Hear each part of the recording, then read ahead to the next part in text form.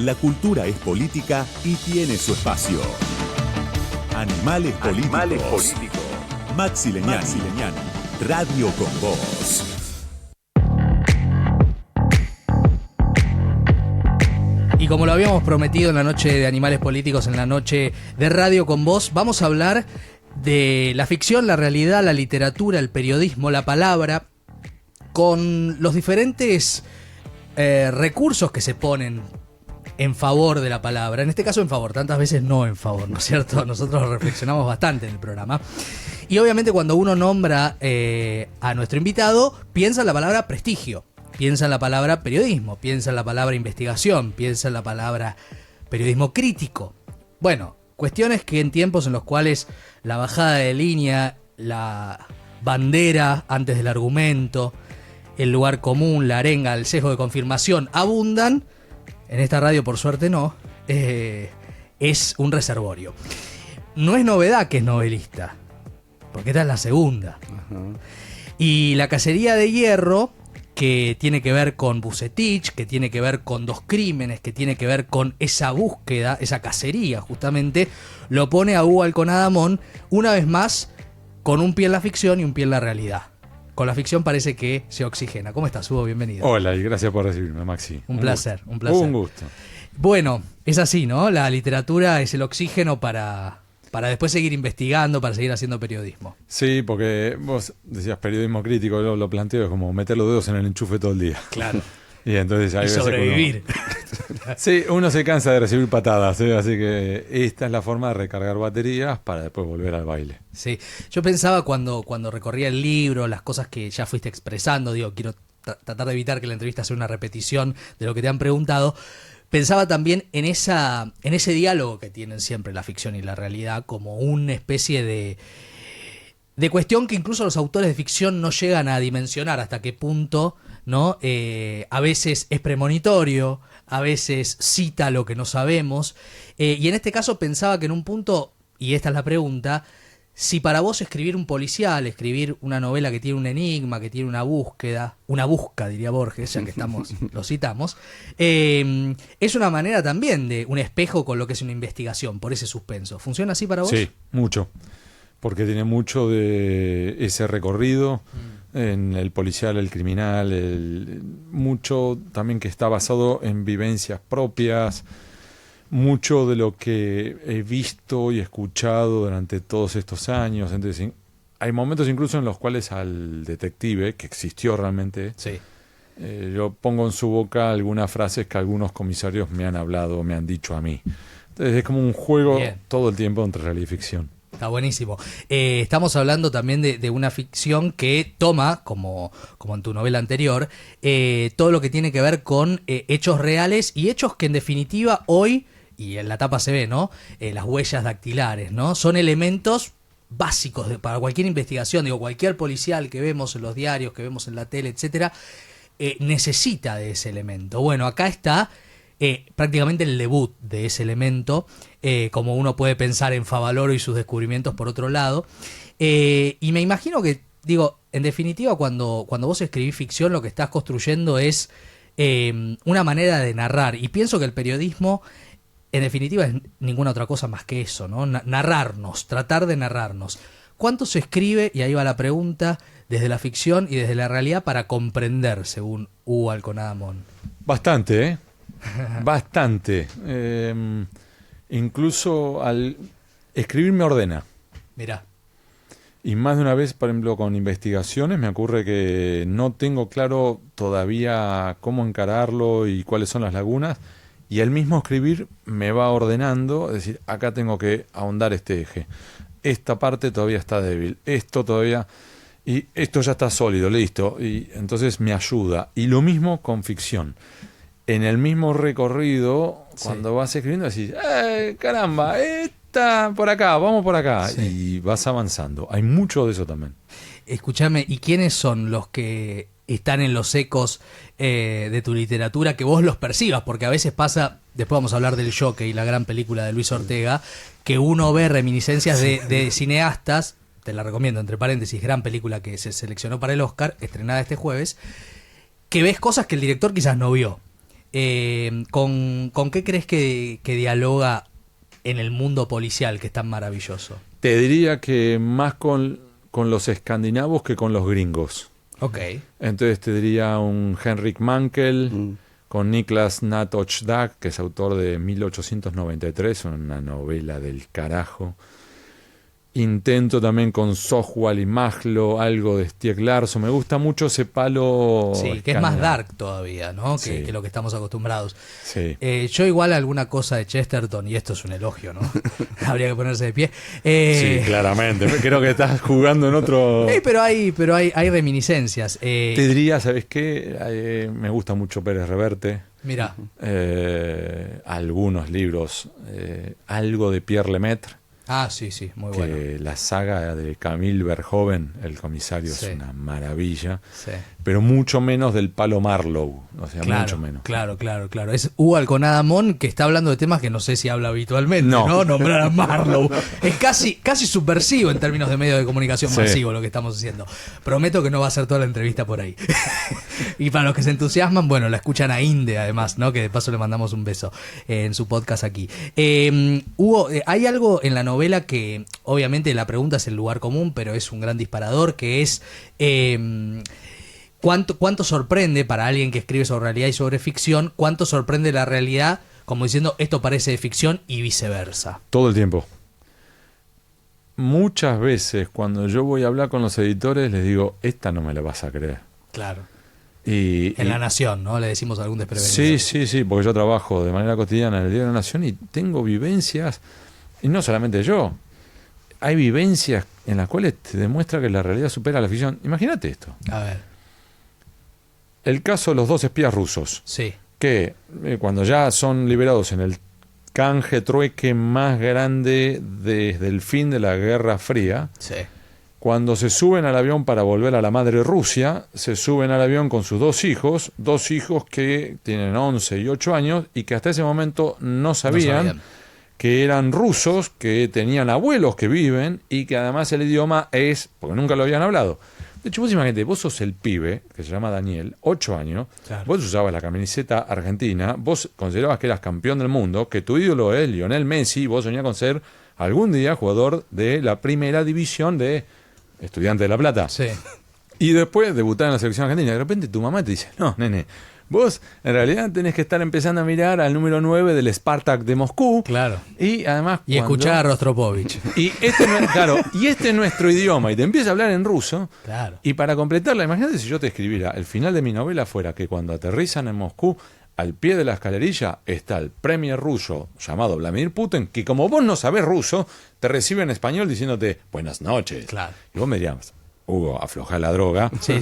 porque eso no es creíble. Bueno, no, pero ocurrió en la vida real. Ocurrió y pasó un poquito lateralmente desapercibido para lo extraordinaria de la historia, ¿no? Sí. Por otro lado, es muy increíble. Yo pensaba en esa escena, cuando vi esa escena pensaba en Puente de Espías, Sí, Sí, la gran totalmente. película de Spielberg, ¿no? Sí. Es un poco eso. Y además, muchas veces cuando uno te ha leído a lo largo de los años y de investigaciones también de mucho impacto en cuanto a lo que no sabemos, piensa en esa otra dimensión donde siguen sucediendo un montón de cosas y uno no lo percibe. No solamente por los servicios de inteligencia, que es un tema que vos conocés, has investigado, etcétera, sino también por la cantidad de lo irreparable en una realidad donde muchas veces estamos hablando de cosas cosméticas, ¿no es cierto?, en la República Argentina, de banalidades, en vez de los temas fundamentales. Digo, en una semana en la cual conocimos que tenés 3.400.000 argentinos más en la pobreza, hablando de lo importante, ¿no? Y mientras que tenemos 25 millones de pobres, teníamos al mismo tiempo a Milei saludando por el balcón con Susana Jiménez. Exacto. Decís, ¿esto parece joda? No. Sí. Karina Milei O publica... sea, vos lo escribís en una novela eso y la gente Sí. dice, no, aflojá. Claro, es Exacto. mucho, demasiado guión. Claro. Está muy escrito, sí. ¿Argentina te parece que es House of Cards o te parece que es algo un poquito más patético? Un poco más patético. ¿Por qué? Te doy un ejemplo claro. ¿Sabe cómo me enteré que me estaban espiando durante el gobierno de Mauricio Macri? Sí. Por Pachi y Alejandro. ¿Cómo? Pachi y Alejandro. Yo hago las compras los fines de semana en mi casa. Ajá. Y voy a la pollajería que queda a la vuelta de mi casa y Pachi se me acerca y me dice, vení, Hugo. Digo, ¿qué? Hay un tarado acá en la esquina desde un Renault 12 rojo sacando fotos con teleobjetivo a tu casa. Le digo, dale, Pachi, dale, no jodas. Boludo, te estoy diciendo en serio. Y después, viste, a los 2 días, yo ni de bola, a los 2 días Alejandro, farmacia de la esquina, me dice, vos vení para acá. Dice, hay un tarado acá preguntando por vos. Es un tipo así, así, así. Con lo cual, ya, segundo, y enfrente de mi casa hay una cancha de fútbol, el que está ahí como el encargado, se llama Alejandro, me dice, vení para acá. Cuando ya tenés 3 personas en el barrio que te dicen lo mismo... 3 fuentes. Entonces decís, mira, el House of Cards, no, es un poco más patético, porque el dueño de una pollajería se da cuenta que te están espiando. Sí. A ese nivel, o sea, mandás a espiar y te mueven la ligustrina. Claro, es medio División Palermo, ¿no? Sí, Totalmente, sí. totalmente. Más División Palermo. Es más de No, ese lugar. es que fuera joda, o sea, tan patético como que cuando en un momento en el cual vos se está informando oficialmente que el 66% de los pibes menores de Exacto. 14 años en la Argentina son pobres. Tenés al presidente saludando en el balcón con Susana Jiménez, pues sí, eso ya orilla lo patético, no orilla algo serio. Cuando eventualmente ese es un momento con el cual vos tendrías que estar convocando una cadena nacional diciendo, estamos en un verdadero quilombo, pero tranquilos, estos son los planes para reactivar la economía rápido y para tratar de dar soluciones. No, te paseás por la Casa Rosada con Susana Jiménez, bueno, está. Con todo lo que será Susana Jiménez, no es Sí, no es crítica a por ella. Susana. Pero No, sí, el cuadro de situación no da para eso. Ujú. Es la voz de Hugo Alconada-Mon, que está con nosotros hablando de periodismo, de literatura, de esto que parece una misma cosa, en un punto lo es, pero no me quiero ir de lo que acabas de decir porque da la sensación que en el tiempo que vivimos, no solamente por el estilo de Milei, el estilo de la libertad avanza, sino por el tiempo en general, a nivel internacional que vivimos, hay una naturalización de lo inaceptable, de lo border, de lo... Cito a Martín Cohen, de la crueldad con la que se está viviendo, ¿no?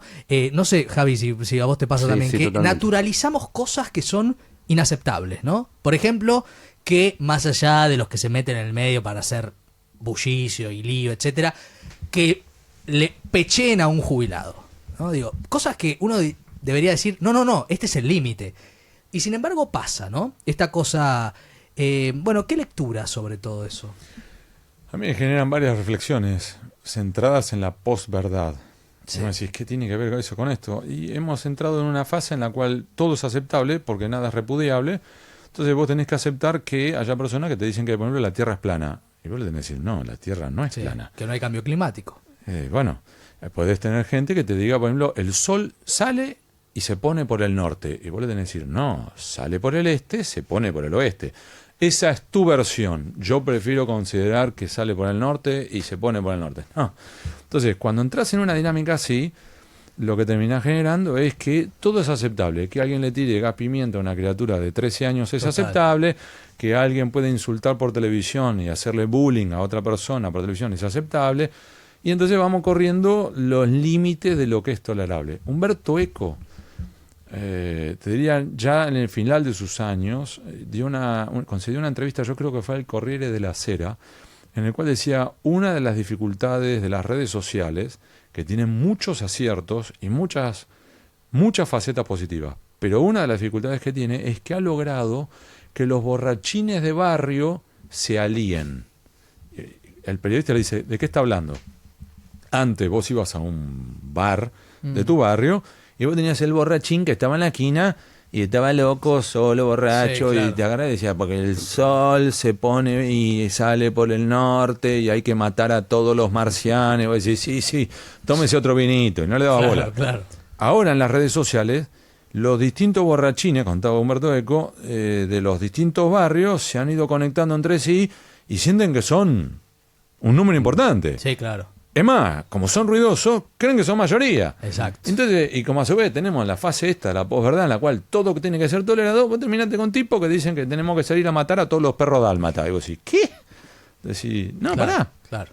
Y también ese vértigo, ¿no? De cosas que pueden aparecer y que sí, ahí sí se repiten cosas de la historia, ¿no? Peligrosas, ríspidas, que cuando uno abra los ojos se puede dar cuenta. Digo, a nivel internacional, no estoy hablando de Milei, necesariamente, que pueden pasar cosas. Ahora, la pregunta que también uno se hace en todo esto es, en un momento en el cual se vuelve a atacar al periodismo, no es que la primera vez, No. digo, se repite como farsa, como tragedia, ya que estamos, algunas cosas que han pasado en la República Argentina. Hoy, periodistas que antes no, son atacados. Digo, es otro sector quizás el que es atacado, ¿no? Hay un tema que le pasa de pronto a Alejandro Alfie de Clarín o le pasa a Fabián Waldman de La Patriada, que no tiene nada que ver ideológicamente. Esto marca también lo que es la disidencia. ¿Qué pasa eso con la disidencia, con la libertad tan mentada? ¿Y qué pasa con la verdad? Digo, está todo en una crisis que, a ver qué pensás vos, que va hacia dónde. Hemos tenido episodios negros a lo largo de nuestra historia. El punto es si aprendemos de esos episodios negros. Claro. Entonces, yo ya peino canas o ni siquiera peino porque ya se me está cayendo el pelo. Vos sos mucho más chico que yo, Maxi. Pero yo sí recuerdo, y eventualmente vos ayúdame, el intento de la ley Mordaza con Carlos Menem, Sí. el asesinato de José Luis Cabezas, los insultos y salivazos en Plaza de Mayo de distintos periodistas durante el kirchnerismo, el espionaje con el macrismo, es decir, distintos gobiernos que han hecho de las suyas. Sí, Entonces, esas son las que vimos, ¿no? entonces muchos podrían, que ahora nos están escuchando, bueno, entonces comparado con el asesinato de José Luis Cabezas, lo de Milei es una nimiedad. Es correcto que no podés comparar una cuestión con la otra, pero a su vez es una invitación a reflexionar. Ya hemos tropezado a lo largo de nuestra historia con distintos momentos muy oscuros en los cuales empezamos por la violencia verbal y derivamos y concluimos en la violencia física. Sí. Entonces, si ya hemos tropezado con esas piedras en el pasado, aprendamos de esos errores, no repitamos la misma senda. Claro. Si sabés que termina mal, no lo hagamos. Y muchos podrían decirme, pero no necesariamente va a terminar mal. Ya lo sé, pero evitemos o reduzcamos los riesgos. Total. Pues además, del paso de la violencia verbal a la violencia física, estás ahí nomás. Porque en muchas ocasiones lo que tenés es el que es más papista que el papa. El que cree que está haciendo patria tomando por mano propia la iniciativa de lo que el presidente no puede hacer. Y terminaste con una desgracia. Bueno, a ver, salvando distancias, Sabac Montiel. Entonces, No en relación a Milei, pero sí en relación a, digo, por más que muchos colegas se sientan señalados, no hay debate político. Hay, y no solamente contra Cristina Kirchner, también lo hay contra Milei, lo hay contra Macri. Digo, las violencias políticas no terminan bien, ¿no? Y la Argentina lamentablemente tiene ejemplos. Obviamente cada caso tiene particularidades, no es lo mismo, si todo bien, no a todos, mejor dicho, les han gatillado en la cabeza. Eso es un dato concreto, ¿no? Pero de todas maneras. pero tenemos que aprender. Sí, claro. Entonces, tenemos que aprender de lo que vivimos en los 50s, 60s, 70s para no repetirlo ahora. Sí. Gracias a Dios, déjame corregir la expresión. Lamentablemente tuvimos que afrontar y sobrellevar la muerte de José Luis Cabezas para que en ese momento funcionara como una luz enorme en nuestro Claro. tablero, es decir, acá hay una luz roja Sí, sí, que sí. no se tiene que cruzar. Y la reacción, gracias a Dios, ahora sí la expresión es correcta, Sí. gracias a Dios la reacción sistémica fue correcta. Es decir, Exacto. eso es una línea que no se hay que cruzar. Total. Entonces ahora, eventualmente, tenemos una oportunidad de decir otra vez como comunidad, decir, hay límites que no se cruzan. Total. Entonces, sea el presidente o sea quien fuere el que comience a lanzar improperios, o sea, insisto con el presidente, y alguien me podría decir de lo que nos está escuchando, ¿por qué te la agarras tanto con el presidente? Porque precisamente es el presidente. Claro, claro. Y un presidente es a su vez, o debería ser, un líder, un referente, un punto de comparación y de referencia para el resto. Entonces, Exacto. cuando un presidente, por ejemplo, insulta a otra persona invocando la palabra mogólico, es inaceptable. Totalmente. Entonces, Totalmente. a partir de ahí para abajo, decís, esa es una línea que no se cruza, porque si eventualmente un concejal de X localidad perdida en cualquier punto del país dice, si el presidente puede decir mogólico, ¿por qué yo no? Claro, claro. Y si el presidente insulta de una manera misógina a cualquier periodista porque le hizo una pregunta, ¿por qué yo no? Y terminaste en un cocoliche. Totalmente. Estamos con Hugo Alconada Mon en Animales Políticos. Pregunta Javier Lucy. Te vuelvo a sacar de la realidad para volver a la ficción, pero sin sacarte de la realidad. Digo, pensaba, Rivera decía que eligió a Castelli y eligió a Rosas, no para hablar de Rosas ni de Castelli, sino de su propio tiempo y de él. ¿Cuánto de vos también en esto, en elegir contar esta historia y no otras? Hay mucho de eso. ¿Por qué? Porque, por un lado, yo lo que me atrae mucho es aquel periodo de fin del siglo XIX, generación del 80, el periodo en el cual floreció la educación pública, llegaron cientos de miles de inmigrantes, entre ellos mis abuelos. Además, bueno, un periodo en el cual estuvo el anarquismo, la masonería, es un periodo muy rico, muy fuerte. Que a su vez eso es algo que a mí me interesa desde hace mucho tiempo. Que a su vez es también lo picante, porque podés hablar de las luces, pero también de las sombras. Régimen oligárquico conservador, que el voto era cantado y el fraude era patriótico. Sí, y que además, todos los que venían a poblar la Argentina, incluidos mis abuelos, un abuelo mío que vino a los 16 años, y que vino con lo opuesto, a los 16 dormía arriba de la barra de la pulpería que después limpiaba durante el día. Esos inmigrantes no tenían derechos políticos, laborales, sociales, recorrían el camino de lo que un investigador del CONICET decía que era el camino del esclavo blanco. Cerrá la boca, porque vos en Europa te cagabas de hambre, entonces cerrá la boca porque acá tenés laburo y vas a poder poner una casa, laburá. Claro. Y no es así. Ahora bien, mientras que yo estaba avanzando con eso, me encontré otra vez, insisto, con el presidente Milei, pero por una cuestión de que es el presidente, idealizando lo que era ese periodo e incluso diciendo que el punto de inflexión para la decadencia argentina fue 1916. Total. Que es cuando asume como presidente Hipólito Yrigoyen, que te puede gustar o no, pero llegó por el voto popular. Claro. Con lo cual vos lo que estás diciendo como presidente es que vos querés en realidad un régimen en el cual no todos voten, porque no votaban las mujeres, que además votaban los hombres, pero con voto especial, Sí, claro. y que entonces votamos algunos. ¿Y quién te garantiza que vos vas a estar entre los que sí van a poder votar y que vas a poder? Y entonces, en ese contexto, yo estaba escribiendo la novela cuando Milei empezó a hacer una invocación, una elegía de ese periodo histórico. Que invito a los que nos están escuchando, dos ejemplos muy concretos, muy breves. El primero, busquen el libro La Bolsa, de Julián Martel, periodista del Diario de la Nación, que escribió una crónica del carajo de lo que era la timba en aquel periodo histórico, uno. Y dos, que vayan y googleen en este momento, pongan entre comillas, de la Cárcova, comillas, otra vez, Sin pan y sin trabajo. Un óleo que está ahora en el Museo de Bellas Artes y que te pinta una época. Exacto. Ahora, pensándolo en términos políticos, no por el sin pan y sin trabajo, sino por la representación, por la posibilidad electoral, ¿no?, de aquellas épocas. ¿Alguien que piensa así, tiene un espíritu democrático? Si te atenés a sus propias palabras, no. Él lo que ha dicho, que por un lado llegó a la Casa Rosada para destruir el Estado, mientras que su principal estratego político, electoral además, Santiago Caputo, utiliza Twitter para decir que han llegado para demoler la democracia. Lo han dicho. Entonces, a confesión de parte. O sea, cuando vos tenés dos personas que te dicen, uno te dice quiero destruir el Estado y el otro te dice la democracia no sirve, y además, y su libro de referencia es El mago del Kremlin, de Giuliano da Empoli, lo leí hace poco. Es decir, carajo, si este es tu punto de referencia, es en definitiva... Está apuñalado, ¿no?, en la Casa Rosada ese...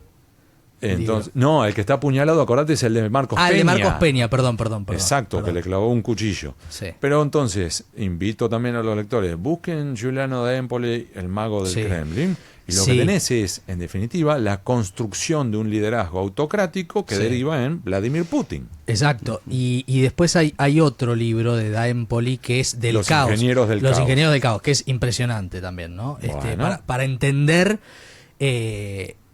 algo, cuidado, ¿no? Porque también hay un 40%, digo, según algunos guarismos, de jóvenes que en algunas partes del mundo no creen en la democracia, ¿no? Digo, que también en parte, si querés, lo entiendo. Si hoy fuera Carlos Pañi, te diría, Maxi, porque la democracia todavía tiene pendientes, y la frase, la palabra que les va a hacer sonreír de Carlitos Pañi es, no ha dado prestaciones. No ha dado prestaciones. Que entonces vos tenés hoy, supongamos, 25 años, 30 años, y vos decís, desde que soy consciente, la Argentina viene en un declive. Total. Por ejemplo, de empeoramiento de la pobreza, de recesión, y empezás a buscar las distintas variables, peor educación, peores índices de empleo. Entonces el tipo te dice, perdón, de lo que yo conozco, esto es cero alás. Total, y no hay que culpar, como hicieron algunos sectores, al electorado. El otro día lo escuchaba a Daniel Haddad en dos entrevistas que dio muy interesantes, una con Rosenblatt, la otra con Lucas Morando, Y creo que Morando le preguntaba quiénes van a ser los candidatos del futuro. Haddad decía, en el peronismo, Rebord, en la Libertad Avanza, el gordo Dan. ¿Coincidís, no coincidís? Digo, ¿hacia dónde va esa representación? Ese es el punto. Hay una crisis de representación gigantesca. Claro. Me quedo con una reflexión que me dio Pablo Semán, Sí. compilador de un muy buen libro llamado Está entre nosotros, Sí, estuvo hace poco aquí, sí. que desarrolló una gran investigación sobre el espacio libertario junto con otros expertos e investigadores muy serios durante una década. Y en un momento me dijo, cuando lo entrevisté, Milei no es un líder, Milei es un síntoma. Entonces, en un periodo, en un momento de crisis de representatividad, donde él critica, por ejemplo, dice, el kirchnerismo barrió por debajo de la alfombra a la pobreza, Sí. a los pobres, cuando manipuló el INDEC. Porque entonces Claro. al menos ahora sabemos cuántos pobres tenemos. Sí. Pero en el kirchnerismo te decían, Estabas a la UCA. somos Alemania. Sí, sí, Así, sí. ¿cómo que somos Alemania, papu? Literal, no estaba mintiendo Hugo. Sí, no, No entonces- está exagerando, quiero No, decir. entonces, en ese contexto, una crisis de representatividad y al mismo tiempo vos lo veías del otro lado a Macri, vos decís, perdón, este señor tampoco me representa a mí. Entonces, en ese contexto es cuando el electorado, y sobre todo el electorado joven, dice, no me interesa el kirchnerismo, no me interesa Juntos por el Cambio, ¿para dónde voy? Y se encuentran con un Javier Milei que, si querés, es una invitación a tirar del mantel. Entonces, si te sale bien y tiraste el mantel, todas las copas, vasos y cubiertos quedan sobre la mesa. Y, si me perdonan la expresión, Maxi, y si todo vuela al carajo, a mí me importa una mierda, porque total yo ya no estaba sentado alrededor de la mesa.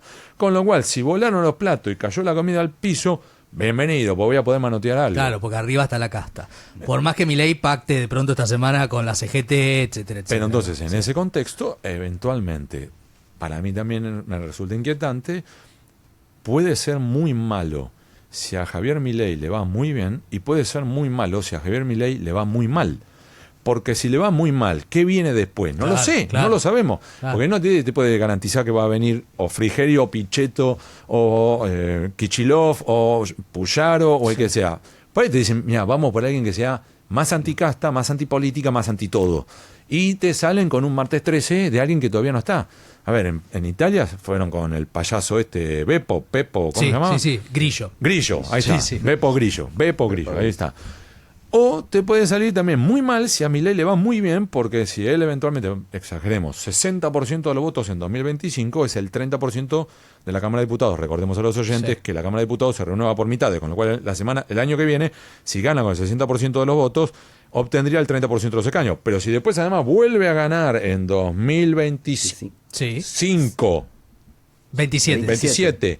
gana en 2027 la reelección con otro 60%, el tipo te dice, ahora vamos, por la reforma constitucional, me nombran emperador y es DNU a la X por 4. Claro, sí. Y si me lo derogás, hay que ver si conseguí los números. Porque hoy todavía se siguen derogando, aunque los vuelva a escribir. Como ya sabemos, después de la marcha del miércoles, el jueves saldría la derogación, el veto a la ley de financiamiento universitario, ¿no? Que a su vez hay que recordar que Milei ha dicho que él está acá para matar o morir, en el sentido figurado de decir, mira, Sí. yo estoy para esto. Va por todo. Si me va mal, me voy, pero yo vine a hacer esto. Total. Entonces, ¿me vas a hacer una marcha? A mí me importa trepito, yo sigo igual. Con lo cual esto es, o le va muy bien o le va muy mal. La cacería de hierro se llama el libro, el punto de partida para este apasionante diálogo con Hugo Alconadamón. Lo leen en La Nación, por supuesto, y el libro lo publicó Planeta, está en las librerías. Un recorrido muy interesante donde se conjugan esta cuestión del periodismo, de la palabra y la ficción. Hugo, gracias. Gracias por recibirme. Un gustazo. placer. Después de la tanda, Pilar Gamboa, una obra que también le voy a recomendar al Alconadamón, que es Parlamento. Es teatro y habla mucho de política. Después de la tanda con nosotros, ya volvemos. Animales políticos. Maxi Leñani. Hasta las 9. Radio con Voz. 899.